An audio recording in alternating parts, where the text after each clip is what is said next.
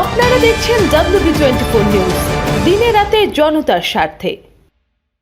দীপেন্দুদা থেকে শুরু করে মাননীয় ব্লক সভাপতি এবং এত সুন্দর অনুষ্ঠান যারা আয়োজন করেছেন, তৃণমূল ছাত্র পরিষদ থেকে শুরু করে যুব থেকে শুরু করে মহিলার প্রত্যেকটা কর্মী, তাদের প্রত্যেককে নতমস্তকে প্রণাম জানাই এবং প্রত্যেকে যারা মঞ্চে উপস্থিত আছেন সবাইকে একত্রে প্রণাম। অন্যান্য দল থেকে যারা যোগ দিলেন তাদেরকে অভিনন্দন। আমি বেশি বলবো না, শুধু কয়েকটা কথা আপনাদের বলি। টিভিতে দেখছেন, রোজ টিভি খুলছেন, তৃণমূলের ওই নেতা বিজেপিতে গেল, তৃণমূলের ওই নেতা বিজেপিতে গেল, একদম খবর দেখি একদম রোজ রোজ রোজ রোজ। আর যে নেতাই যাচ্ছে বলছে বিজেপি 200 পাবে, 200 200 200 200, একদম কানের কাছে মশা যেমন পো পো করে 200 200 200 200 বলে যাচ্ছে, রোজ যাচ্ছে। আচ্ছা, এই যে যাচ্ছে আপনারা বলুন তো, আমি বলছি, আমি বসিরহাট দক্ষিণের মানুষকে এখান থেকে আশ্বস্ত করতে চাই, আপনারা ভয় পাবেন না। বিজেপি দলটা বাংলার মাটিতে ক্ষমতায় আসতে পারবে না। তার প্রমাণ কি জানেন? যদি বিজেপির একার দমে ক্ষমতায় আসার হতো তাহলে অমিত শাহ দিল্লি থেকে বড় পার্টি নিয়ে এসে রোজ দিদির কালীঘাটের বাড়ির কাছে গিয়ে বলতো না, দিদি একটা নেতা দাও, দিদি একটা নেতা দাও, দিদি একটা নেতা দাও। ওরা বুঝেছে ওদের একার দ্বারা ক্ষমতা দখল সম্ভব না। আরে আমাদের সবাইকে দুটা করে ঠ্যাং দিয়েছে ঠাকুর, তাই তো? আপনি আপনার আল্লাহ বলুন বা আমি আমার ভগবান বলি, দুটো পা দিয়েছে। কেন? ভগবান জানে আমরা এক ঠ্যাঙে দাঁড়াতে পারবো না, তাই জন্য আরেকটা ঠ্যাং দিয়েছে, ডিসব্যালেন্স যেন না হয়ে যায়। বিজেপি কি তাহলে কোথাও মনে করছে ওদের বাংলার নেতাগুলো এক ঠ্যাঙের মতো, তাই আরেকটা ঠ্যাঙের জন্য তৃণমূলের নেতা দরকার? একটু ভেবে দেখুন তো মায়েরা। যদি তারা, আচ্ছা 2011 সালে যখন তৃণমূল ক্ষমতায় আসে, তৃণমূলের কি বুদ্ধদেব ভট্টাচার্যকে হারাতে গৌতম দেব বা সুজন চক্রবর্তীদের লেগেছিল? লাগেনি। তৃণমূল কিন্তু তার নেতাদের নিয়ে, তার কর্মীদের নিয়ে হারিয়েছিল। আজকে বিজেপির লাগছে, তার মানে দিলীপ বাবুরা কোথাও মনে করেছে আমাকে দ্বারা হইবে না, বুঝলে? এটা মনে করেছে। তারপর অমিত শাহ এসছে, এসে দিদির কাছে ভিক্ষা চাইছে। এবার একটা কথা বোঝেন, আমাদের দিদির মনটা খুব ভালো, জানেন? আমাদের ফ্রিতে রেশন দিচ্ছেন, বলেছেন যতদিন আছেন দেবেন। আমাদের স্বাস্থ্যসাথীর কার্ড দিচ্ছেন, এখানে অনেকেই পেয়ে গেছেন, আগামী দিনেও পাবেন। বাচ্চাদের জুতো মোজা দিচ্ছেন, মিড ডে মিল দিচ্ছেন, স্কুল থেকে শুরু করে কলেজ হাসপাতাল যে যা চাইছে করে দিচ্ছে। এখন অমিত শাহ নেতা চাইছে, দিদি দেবে না? আপনারা বলুন। দিদির মনটা তো খুব ভালো। আর দিদির কাছে গিয়ে ভিক্ষে চাইছে, দিদি একে একে ঘর থেকে এক একটা নেতারে ডাকে, এই শিলভদ্র, এই যা, এই রাজীব, এই শুভেন্দু, যা, এই শোভন, বৈশাখীকে নিয়ে এই যা। কাকিমা খুব এসেছে, বৈশাখীর কথা মনে পড়েছে না? বুঝেছি তো। বোঝেন, আমাদের দিদি এইগুলারে ভিক্ষে দেবে, তবে সেই ভিক্ষে নিয়ে ওরা পার্টি করবে। আপনারা একটা কথা বলুন তো, আমাদের দিদির কি দোষ মায়েরা? আপনারা এটা সবচেয়ে ভালো বুঝবেন। আপনারা 7টা আলু কাটলে একটা পচা বেরোয় তো, ফেলে দেন। বাচ্চাদের তো খাবার না করে। 8টা পেঁয়াজ কাটলে একটা পচা বেরোয়, ফেলে দেন। এখন আমাদের দিদি মমতা ব্যানার্জি দোতলার ঘরে রান্না করছেন, 7টা আলু কাটছেন, একটা পচা বেরোচ্ছে, জানলা দিয়ে ফেলে দিচ্ছেন। 6টা পেঁয়াজ কাটছেন, একটা পচা বেরোচ্ছে, জানলা দিয়ে ফেলে দিচ্ছেন। কিন্তু দিদি তো আর জানে না নিচে অমিত শাহ বাটি নিয়ে দাঁড়িয়ে আছে পচা মালগুলো নিয়ে যাবে বলে, বলুন তো। তা আমাদের দিদির কি করার আছে? এবার এই পচা মালগুলো নিয়ে গিয়ে যদি অমিত শাহ মনে করেন খিচুড়ি করে বিজেপি কর্মীদের খাওয়াবেন, খাওয়ান, 3 মাস পরে এমন আমাশা হবে ঘর থেকে বেরোতে পারবেন না। একই অবস্থা খারাপ। বিজেপির পেট গুড়গুড় করছে, পেটের এই সাইড থেকে মুকুল ডাক দেয় আমি মুখ্যমন্ত্রী, পেটের ওই সাইড থেকে দিলীপ ডাক দেয় আমি মুখ্যমন্ত্রী, পেটের মাঝখানটা আবার গুলিয়ে ওঠে শুভেন্দু ডাক দেয় আমি মুখ্যমন্ত্রী। বিজেপির এখন বিরাট চাপ, 49টা মুখ্যমন্ত্রী।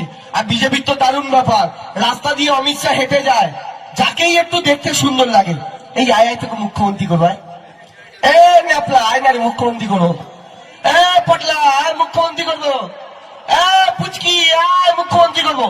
ওরা সবাইকে ডাকছে মুখ্যমন্ত্রী করবে। বিজেপির তালিকা 70টা মুখ্যমন্ত্রী পেরিয়ে গেছে। এটাকে কি বলে জানেন? যাদের বাড়িতে গরু আছে দেখবেন গোয়ালে গোতাগুতি লাগে না, বিজেপির মুখ্যমন্ত্রিত্ব নিয়ে গোয়ালে গোতাগুতি লেগেছে। এই গরু ওরে গুতায়, ওই গরু ওরে গুতায়, দিলীপ মুকুল রে মুকুল। আমি তো এদেরকে গরু বলিনি, আমি উদাহরণ দিলাম। আবার ক্যামেরাটা রেকর্ড করে কি বলে দেবেন কে জানে। আমি যেটা বলতে চাইছি, যখন গরুতে গরুতে গুতাগুতি লাগে মায়েরা কি করেন, একটু খড় দিয়ে দেন, তাই তো? খড় খেলে শান্ত হয়ে যায়। বাংলার মানুষ এখন হাতে করে খড় নিয়ে ঘুরছে, বিজেপি নেতাদের সামনে খড় দিয়ে বলছে, বাবু তোমরা ভালো করে খড়টা চিবিয়ে চিবিয়ে খাও, নবান্নের 14 তলায় আমাদের দিদিকেই থাকতে দাও, তোমাদের কারোর দরকার নেই, তোমাদের কারোর দরকার নেই। আমি যদি আপনাদের কাছে জানতে চাই দিদি ছাড়া অপশন কি, দেখুন আপনাদের এই ব্লক থেকে তৃণমূলকে আপনারা ব্যাপক লিড দিয়েছেন 2019-এর লোকসভা নির্বাচনে। নতুন করে আপনাদের কাছে আমাদের চাওয়ার কিছু নেই। আমাদের বিশ্বাস এবারের এই ভোটটা আপনারা আরো বাড়াবেন এবং আপনাদের সাথে সাথে এবার বসিরহাট টাউন এবং টাকি শহরও তৃণমূল কংগ্রেসকে ব্যাপক লিড দেবে। কিন্তু একটা জায়গা, বিজেপি যে কাজটা সরাসরি করতে পারে না, বিজেপি নিজেদের সঙ্গী দিয়ে সেই কাজটা করায়। ওই সঙ্গী কিন্তু আপনাদের সামনে আপনাদের মতো পোশাক পরে আসবে, এসে আপনাদের ভালোর জন্য অনেক ভালো ভালো কথা বলবে, মাথায় সাদা টুপি নিয়ে আসবে, বিরাট আল্লাহ আল্লাহ করে চেঁচাবে সারাদিন, দেখে মনে হবে বাবা কত আল্লাহর ভক্ত দেখেছো। আপনাদের সামনে আসবে, এসে আপনাদের কথা বলবে, শুনে মনে হবে কি ভালো কথা বলছে, বলে চেষ্টা করবে ওই ভোটটা সিপিএম কংগ্রেসের দিকে নিয়ে যাওয়ার। আর যখনই আপনারা দেবেন আপনারা জানবেন ভোট ভাগাভাগি করে বিজেপি সিটটা বার করে নেবে। কেমন? ধরুন টোটাল 10টা ভোটার, এটা আপনাদের মাথায় রাখতে হবে। 10 জন ভোটারের মধ্যে 5 জন তৃণমূল, 4 জন বিজেপি, 1 জন সিপিএম, তাহলে কত হলো? 5 যোগ 4 9 যোগ 1 10, তাহলে 5টা তৃণমূল 4টে বিজেপি। তৃণমূল একটা এগিয়ে থাকে, তাই তৃণমূল সিটটা জিতে যায়। এবার এই যে সিপিএম, ও আরেকজনকে ধার নিয়ে এসে কি করতে চাইছে, ও তৃণমূলের যে 5 জন ওখান থেকে 2 জনকে ভাঙিয়ে নিতে চাইছে। ভাঙিয়ে নিলে কেসটা কি হলো, তৃণমূল 5-এর থেকে 2 বাদ গেলে 3 হলো, বিজেপি 4 ছিল 4-এই থাকলো, ওদিকে সিপিএম এর 1-এর সাথে 2 ঢুকে হয়ে গেল 3, তাহলে তৃণমূল 3 সিপিএম 3, মাঝখান থেকে বিজেপি 4, সিটটা কে পেয়ে গেল? বিজেপি। এটা কিন্তু ওদের অঙ্ক। তাই সংঘবদ্ধভাবে জাতি ধর্ম ভাষা সমস্ত কিছুকে সাইডে সরিয়ে এইবারের নির্বাচনটা সবাই মিলে তৃণমূল কংগ্রেসকে জেতাতে হবে। কেন? একটু কল্পনা করে দেখুন তো দাদারা, আমি একটা ঘটনা বলি, এটা মায়েরাও কল্পনা করবেন, দাদারাও 2 মিনিটের জন্য চোখ বুঝে সবাই ভাববেন। এই ভাবনা চিন্তার পর যদি আপনাদের দম না বন্ধ হয়ে আসে তাহলে আমাকে বলবেন, আমি স্টেজ থেকে নেমে যাব। মায়েরা একটা কল্পনা করুন, মমতা ব্যানার্জি এই রাজ্যের প্রাক্তন মুখ্যমন্ত্রী, তিনি ভোটে হেরে গেছেন। এখন রাজ্যের মুখ্যমন্ত্রীর নাম দিলীপ ঘোষ, তিনি মুখ্যমন্ত্রী, মমতা ব্যানার্জি ভোটে হেরে গেছেন। প্রথম কল্পনাটা করুন, আমার বাবার হঠাৎ স্ট্রোক করেছে, বিরাট স্ট্রোক, ডাক্তারবাবু বলেছে এক্ষুনি হসপিটালে না নিয়ে যেতে পারলে আমার বাবাটাকে বাঁচাতে পারবো না। অ্যাম্বুলেন্সে আমার বাবাকে তুললাম, অ্যাম্বুলেন্স থেকে ছোটাতে ছোটাতে ছোটাতে ছোটাতে নিয়ে গেলাম সরকারি হসপিটালে, বাবাকে নামালাম, নামিয়ে আবার ডাক্তারবাবু বললাম, ডাক্তারবাবু বাবার অবস্থা খুব খারাপ, তাড়াতাড়ি চিকিৎসা করুন, নাহলে বাবাটাকে বাঁচাতে পারবো না। ডাক্তারবাবু আমার বাবাকে দেখলো, দেখে বললো হ্যাঁ চিকিৎসা তো হবে, আগে 10,000 টাকা জমা করো। আমি বললাম কেন? মমতা ব্যানার্জি তো সরকারি হসপিটালে ফ্রি করে দিয়েছিল, কেন 10,000 টাকা জমা করবো? বললো না, মমতা ব্যানার্জি মুখ্যমন্ত্রী নেই, সরকারি হসপিটালে আর ফ্রি চিকিৎসা নেই, তুমি অন্য কোথাও যাও। আমি তখন ভাবলাম কি করব, বাবাকে নিয়ে কোথায় যাবো? তখন মনে পড়লো হ্যাঁ, দিদি যখন মুখ্যমন্ত্রী ছিল তখন স্বাস্থ্য সাথীর কার্ড করে দিয়েছিল, ওই কার্ড দিয়ে তো প্রাইভেটে চিকিৎসা করাতে পারবো, যাই সরকারিতে হবে না, প্রাইভেটে চিকিৎসাটা করাই। বাবাকে ওই অ্যাম্বুলেন্সে তুলে ছোটাতে ছোটাতে এদিকে আমার বাবার আরো শ্বাসকষ্ট উঠছে, যখন তখন যা কিছু হয়ে যেতে পারে, নিয়ে গেলাম প্রাইভেট হসপিটালে। ডাক্তারবাবু বললাম, ডাক্তারবাবু বাবাটাকে বাঁচান, অনেকক্ষণ ধরে নিয়ে ঘুরছি, নাহলে বাঁচাতে পারবো না। ডাক্তারবাবু বললো পেমেন্ট কিসে করবেন? আমি পকেট থেকে স্বাস্থ্য সাথীর কার্ডটা বার করে ডাক্তারবাবুর হাতে দিয়ে বললাম, ডাক্তারবাবু এই স্বাস্থ্য সাথীর কার্ডে পেমেন্ট হবে। ডাক্তারবাবু স্বাস্থ্য সাথীর কার্ডটা হাতে নিয়ে দেখলো, কিছুক্ষণ দেখার পর ডাস্টবিনে ফেলে দিল। ফেলে আমি বললাম, ডাক্তারবাবু ফেলে দিলেন কেন? চিকিৎসা কি করে করবো আমার বাবার? ডাক্তারবাবু বললো না, মমতা ব্যানার্জি নেই, স্বাস্থ্য সাথীর কার্ডটার কোনো ভ্যালিডিটি নেই, এটা একটা সাধারণ কাগজ, তুমি নিয়ে এসছো কেন? বিশ্বাস করুন, তখন আমার ওই মরণাপন্ন বাবাকে ওই অ্যাম্বুলেন্সে চড়িয়ে বাড়িতে ফিরিয়ে নিয়ে আসতে আসতে, আর ওই অ্যাম্বুলেন্সেই আমার বাবাকে মরে যেতে যেতে দেখতে, এইটা আমাকে না আফসোস করতে হয়, যদি অন্য কোনো বোতামের বদলে সেই সময় জোড়া ফুলের বোতামটা টিপে দিতাম, আমার বাবা জ্যান্ত হয়ে খাটের উপরে আমার সাথে বসে থাকতো। দ্বিতীয় চিন্তাটা ভাবুন মায়েরা, আজকে আপনারা যখন খুশি বাড়ির বাইরে বেরোন, যত রাতি হোক বাড়ি ফিরে আসেন, কারণ জানেন এটা মমতা ব্যানার্জির বাংলা, এখানে নারীরা এখানে মহিলারা নিরাপদ, কারণ রাজ্যের মুখ্যমন্ত্রী একজন মহিলা। এবার ভাবুন, বিজেপির সরকার গঠন হয়েছে, আমার দিদি বাড়ির বাইরে বেরিয়েছে, 8টায় বাড়ি ফেরার কথা, 8টা বাজে বাড়ি ফেরে না, 9টা বাজে বাড়ি ফেরে না, আমার বাবা ফোন করলো, রিং হয়ে কেটে গেল। 10টা বাজে বাড়ি ফেরে না, রিং হয়ে কেটে গেল। 11টা বাজে রিং হয়ে কেটে গেল। আবার ফোন করছে, এবার 12টা বাজে, দিদির ফোনটা সুইচ অফ আসছে। 1টা বাজে, দিদির ফোনটা সুইচ অফ আসছে। পুলিশে ফোন করা হলো, আমরা আমাদের বাড়ির মেয়ের খোঁজ পাচ্ছি না। পুলিশ কোনো উত্তর দিল না, কারণ তখন তো এটা বিজেপি সরকারের পুলিশ। সারা রাত্রি আমরা জেগে, ভোর 4টের সময় প্রতিবেশী ডাকতে এলো আমাদের, আমার মা বাবা আমি, আমাদের বলল তোমাদের বাড়ির মেয়ের খোঁজ পাওয়া গেছে। কোথায়? আমাদের টানতে টানতে নিয়ে গিয়ে দেখালো আমার দিদির নগ্ন দেহটা, মৃত দেহটা আমাদের এলাকার পচা ডোবার ধারে কাদা মাটি মাখা অবস্থায় পড়ে আছে। কারা তাকে রেপ করেছে, করে খুন করে দিয়ে চলে গেছে, ঠিক যেভাবে উত্তরপ্রদেশে রোজ খুন হয়। বিশ্বাস করুন, উত্তরপ্রদেশে যারা রেপ হয়, মা বাবার কাছে দেহটাও তারা পায় না, উল্টে মা বাবার চোখের সামনে বিজেপির পুলিশ কেরোসিন তেল দিয়ে সেই দেহটা জ্বালিয়ে দেয়।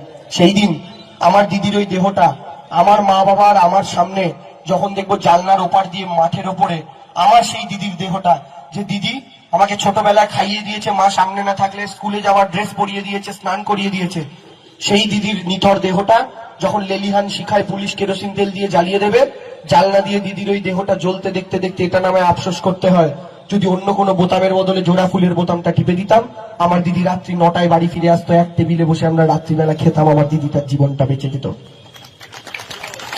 এবার সিদ্ধান্ত নিন মায়েরা, আপনারা কোন বাংলা চান? আপনার স্বামীর সুস্বাস্থ্যের বাংলা, আপনার মেয়ের বা আপনার নিজের নিরাপত্তার বাংলা, আপনার সন্তানের সুশিক্ষার বাংলা, নাকি এই বিজেপির বাংলা এবং এই বিজেপির যারা সহযোগী দল তাদের বাংলা? আমাদের এই সিদ্ধান্তটা নিতে হবে। আর আজকে যখন কিচ্ছু পারছে না, রোজ বাইরে থেকে আসছে, এসে এসে কি করছে? কান্নাকার বাড়িতে ঢুকছে, গোগ্রাসে গিলে আবার পালাচ্ছে। অমিত শাহকে দেখছেন বাড়িতে ঢুকছে, এই প্লেটে যা ভাত নেয় না, বিড়াল ডিঙাতে পারবে না, এই উঁচু করে ভাত নেবে, গুছিয়ে কবজি ডুবিয়ে খাবে, খেয়ে খুই আবার চলে যায়। আমি ভাবি গুজরাট থেকে শুধু খেতে আসে বাবু, আর কোনো কাজ নেই, খাচ্ছে খেয়ে আবার চলে যাচ্ছে। আর কি বলছে?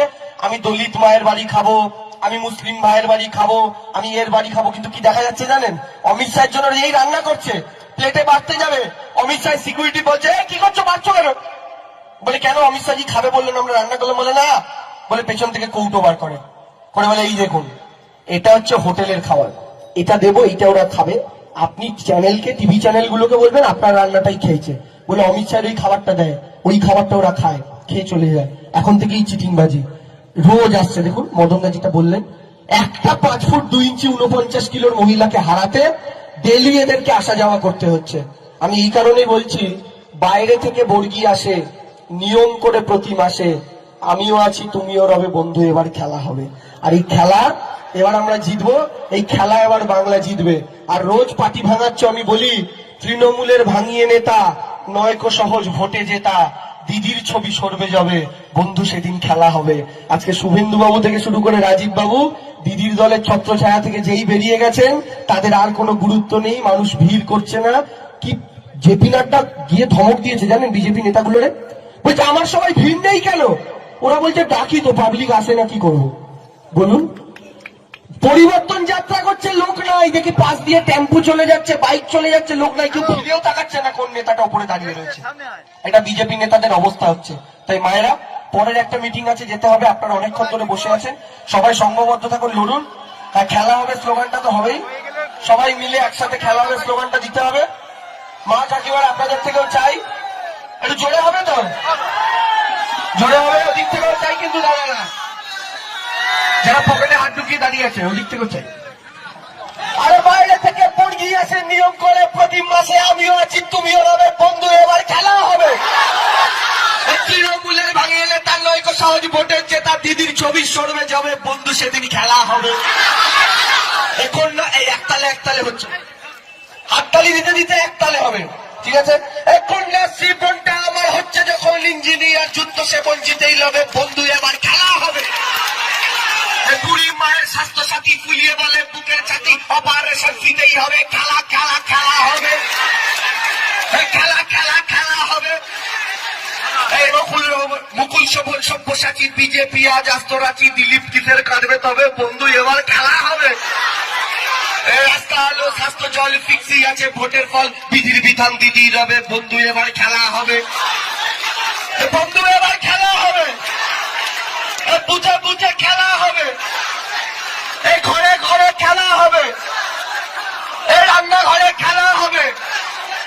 রান্নাঘরে কেন খেলা হবে বলছি জানেন তো ভাই? আপনাদের গ্যাসের দাম বাড়িয়ে দিয়েছে, আর আর সর্ষের তেলের দাম করে দিয়েছে 150 টাকা কিলো। তাই রান্নাঘর থেকে খেলাটা শুরু করতে হবে। আরে বুঝে বুঝে খেলা হবে, এই শহর জুড়ে খেলা হবে, এই বসিরহাটে খেলা হবে, এই নন্দীগ্রামে খেলা হবে, এই আইবেইমান খেলা হবে। আরো জোরে চাই। অমিত শাহের মাথায় কম চুল আছে, এমন বলুন, বাকিটা উড়িয়ে দিতে হবে।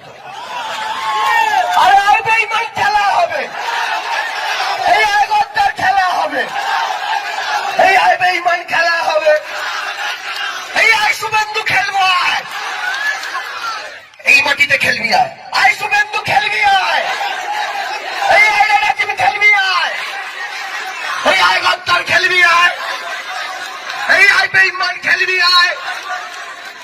খেলা খেলা খেলা হবে, খেলা খেলা খেলা হবে।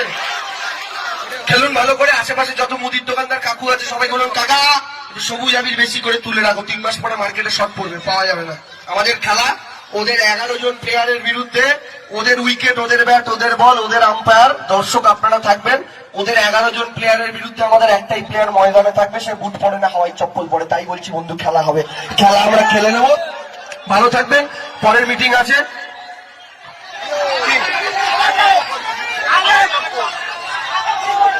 মমতা দিয়ে আরেকবার, ওটা 24-এ যাবে, 24-এ। আচ্ছা মমতা দিয়ে আরেকবারটা শর্টে করে নিন, ঠিক আছে? গলার অবস্থা খারাপ। আরে এই রাজ্যে দিদির আগে পিঁপড়াদি মতিতা আজ মমতিটা ছাড় খায়, মমতা দিয়ে আরেকবার। এই অত ভাত খাচ্ছে মা, এই দৃশ্য আর না, খাদ্য সাথীর ভাত পাই, দিদিমণি তোমায় চাই। এই কোচবিহার থেকে কাঁদি 2 টাকাতে সবুজ সাথী চাই না, মোদের বুলেট খাট, মমতা দিয়ে আরেকবার। এই রাস্তা আলো খাওয়ার জল, মোড়ে মোড়ে বসছে কল, 30 বছর মানলো হার, মমতা দিয়ে আরেকবার। বাপের আর চাই না বিয়ে, কন্যা সিট টাকা নিয়ে পড়ছে কন্যা, বলছে তাই দিদিমণি তোমায় চাই। আরে দিদিমণি তোমায় চাই, এই দিদিমণি তোমায় চাই, এই দিদিমণি তোমায় চাই। এই লাল পাখিরা ধোকাবাজ, মোদির পার্টি চিটিংবাজ, সুখ দুঃখের হিস্সেদার, মমতা দিয়ে আরেকবার। মমতা দিয়ে আরেকবার, মমতা দিয়ে আরেকবার, মমতা দিয়ে আরেকবার। মোটামুটি স্লোগানের যে গলা ছিল, অমিত শাহের মাথায় চুল তো কম ছিল। অমিত শাহের মাথায় ছিল 7-8টা চুল। 21 সালে সেখান দিয়েও গজাবে জোড়া ফুল। Thank you.